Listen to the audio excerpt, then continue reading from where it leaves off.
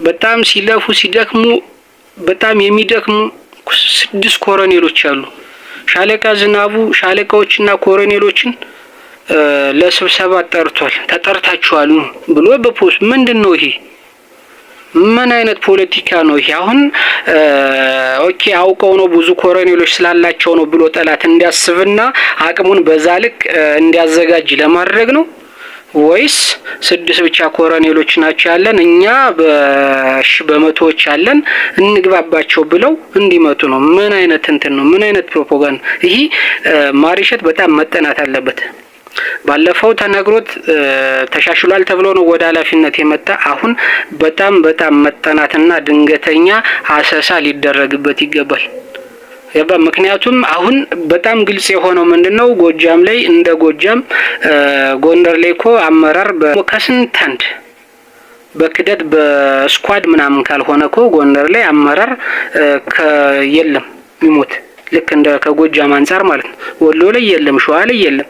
ጎጃም ላይ ግን በጣም ወሳኝ የሆኑ አመራሮች የሚገደሉበት ቀጠና ነው ጎጃም። ስለዚህ እነዚህ አመራሮች ደግሞ የሚገደሉበት ምክንያት ያው ማሪሸት በሚለጥፈው አይነት ምክንያት በተመሳሳይ ሁኔታ መረጃ በማቀበል ነው።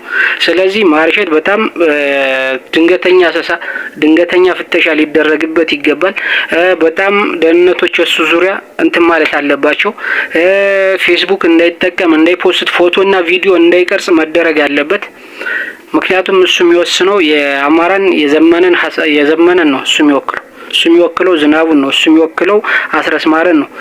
ሲያድግም ደግሞ ምክንያቱም እነሱ አመራሮች ተሰብስበው የወሰኑትን ለህዝብ ስለሚያደርስ ማለት ነው። ምክንያቱም የህዝብ ግንኙነት ስለሆነ ኮሚኒኬሽን ስለሆነ ስሩ። ከዛም ሲያልፍ ደግሞ አማራን ነው የሚወክለው።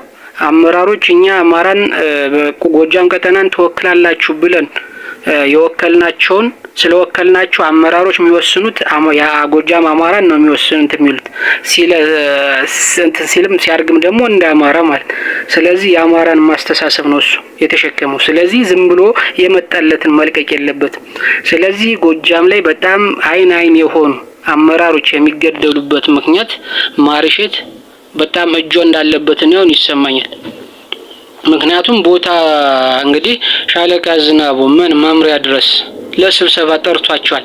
ያም ማለት እኮ በጣም ከፍተኛ የሆነ አሰሳ አድርጉ። ሻለቃ ዝናቡን ተከታተሉት።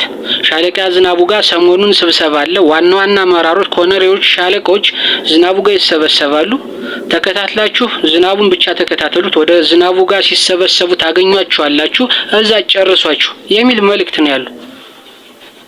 ስለዚህ ይሄ በጣም እንትን ነው፣ በጣም ትክክል አይደለም።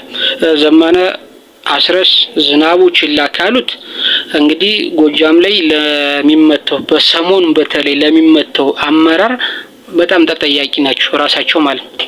ማሪሸትን ሊጠይቁት ይገባል። ህዝቡ አይደለም የሚጠይቀው እነሱ ናቸው። ህዝቡ የወከላቸው እነሱን ነው። እነሱ ደግሞ ማሪሸትን መጠየቅ አለባቸው። ይሄ አይነት መረጃ ለጠላት አሳልፎ እየሰጠ አይንያን የሆነ አመራሮች ጎጃም ላይ የተገደሉበት ምክንያት ይሄ ነው። በዛ አይነት ነው። ምናልባት እንግዲህ የዋህነት የወሬ እንትን ሊኖርበት ይችላል።